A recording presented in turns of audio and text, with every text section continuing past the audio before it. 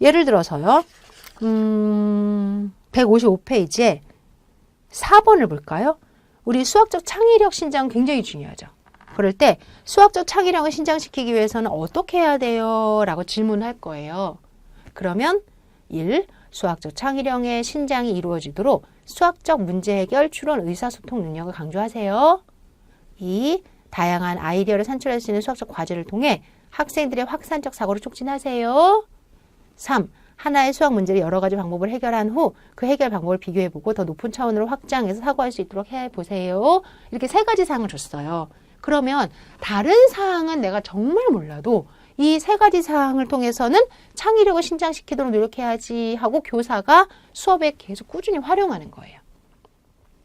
나머지도 보세요. 그 왼쪽에 문제 해결력 신장, 아래쪽에는 추론 능력 신장, 오른쪽에는 다시 의사소통 능력 신장, 다음 페이지에 가면 교육 기자재 및 교실 활용, 그 다음에 뭐 자기주도 학습, 의미 있는 발문 활용 등등 이런 것들이 이 배경 안에 계속 있었잖아요.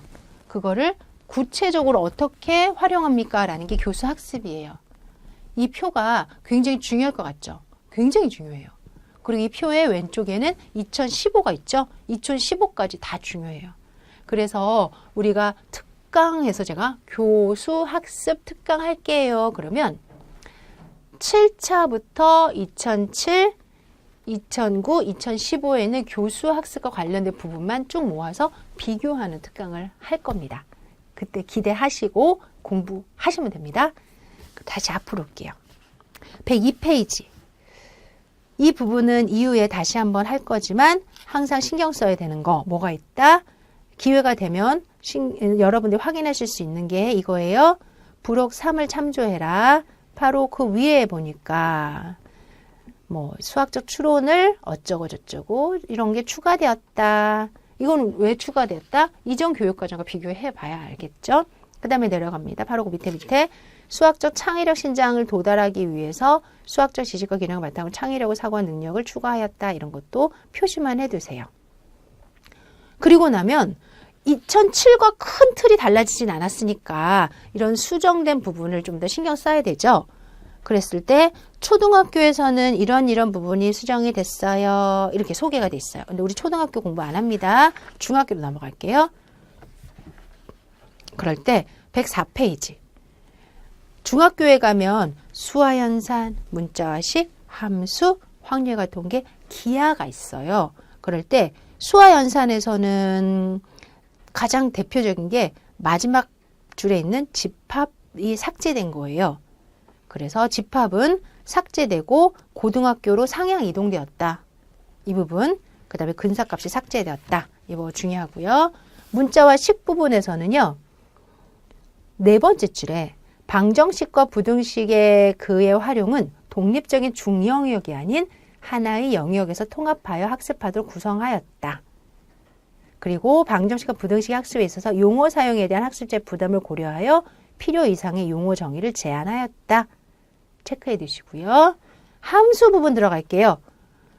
과거의 문제점을 좀 해결하기 위해서 함수에 대한 부분을 5째 줄에 현실 세계의 상황을 이해하는 도구로서의 함수 개념에 초점을 맞추고 중학교 수준에서는 초점 맞추고 고등학교 함수에서는 여러 영역을 통합하기 위한 아이디어로서의 대응의 관점에 초점을 맞추어서 확장하도록 하였다.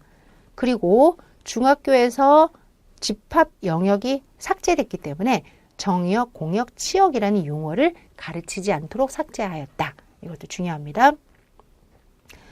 확률과 통계를 지도할 때는 중학교 같은 경우는 3번째 줄에 있네요. 학생들이 통계를 학습함으로써 분석적이고 비판적인 사고를 도모할 수 있도록 내용은 좀 최소화하고요. 그 다음에 가르치는 교수학습 방법의 변화를 좀 더 도모합니다. 그리고 줄기와 입그림을 도표, 도수 분포와 그래프 학습 내용에 추가한다. 이 부분. 그 다음에 기하 볼게요. 우리 기하는 증명을 하는 게 중학교에서 아이들이 어려워했거든요. 그래서 다음 페이지에 증명에 대한 부분들의 어떤 비판점이 좀 앞에 쭉 들어있어요. 그렇다고 증명을 무시할 수는 없잖아요. 그래서 위에서 5째 줄 정도로 내려갈까요? 기하 성질을 이해하고 이는 학생들이 증명의 어떤 부분을 어려워하는가에 대한 말이 있었어요.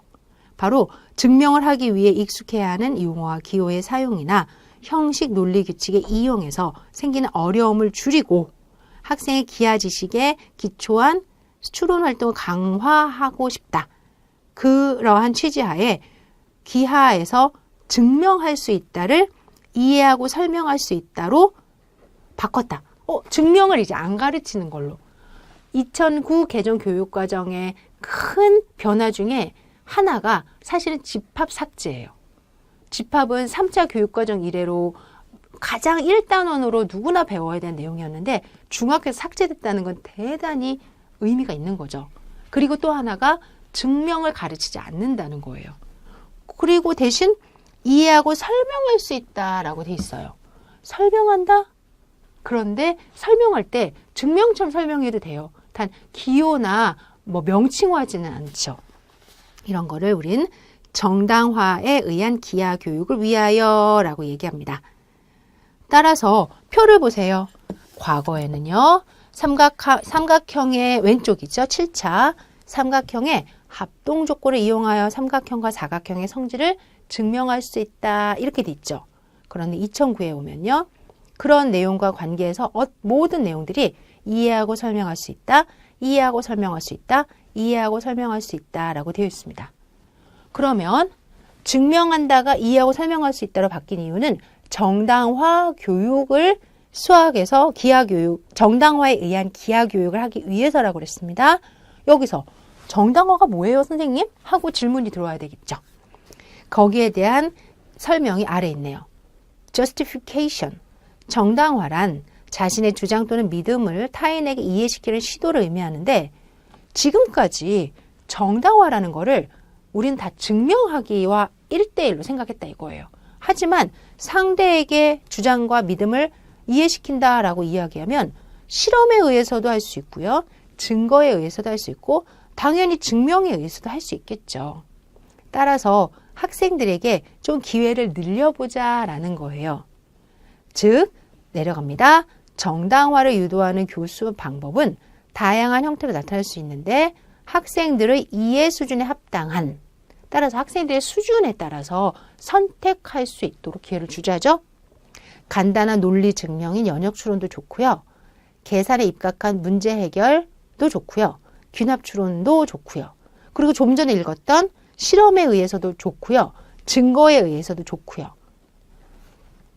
따라서 오른쪽 형식적이고 엄밀한 증명 대신 추측과 정당화 활동을 강조하여 증명을 하기 위해 익숙해져야 하는 용어나 기호의 사용이나 형식 논리 규칙의 이용에서 생기는 어려움을 줄이고 학생의 기하 지식에 기초한 추론 활동을 강화하는 것이 중요하게 되었습니다. 그 다음에 아래쪽은 비슷한 내용이 다시 한번 반복되는데요. 한 4줄 내려갈게요. 이러한 기회를 통해서 즉 학생들의 인지 수준과 흥미를 고려한 추론 기회를 폭넓게 제공함으로써 기하에 대한 이해와 반성적 사고뿐 아니라 의사소통 능력도 향상시킬 수 있지 않느냐라고 보고 있습니다. 한마디로 중학교의 기하 영역에서는 학생 활동의 중심이 되는 학생 주도적 수업을 강조하며 형식적 증명보다 학생의 이해 수준에 입각한 정당화 수준의 교육을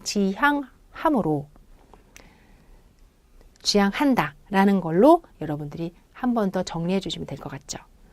이러한 내용을 한 번에 이렇게 표시해 놓은 게 집합 삭제 이런 거예요. 그리고 또 중요한 건 함수 개념 도입 방법 변화 중요하다고 그랬죠. 정의역, 공역, 치역 용어 삭제.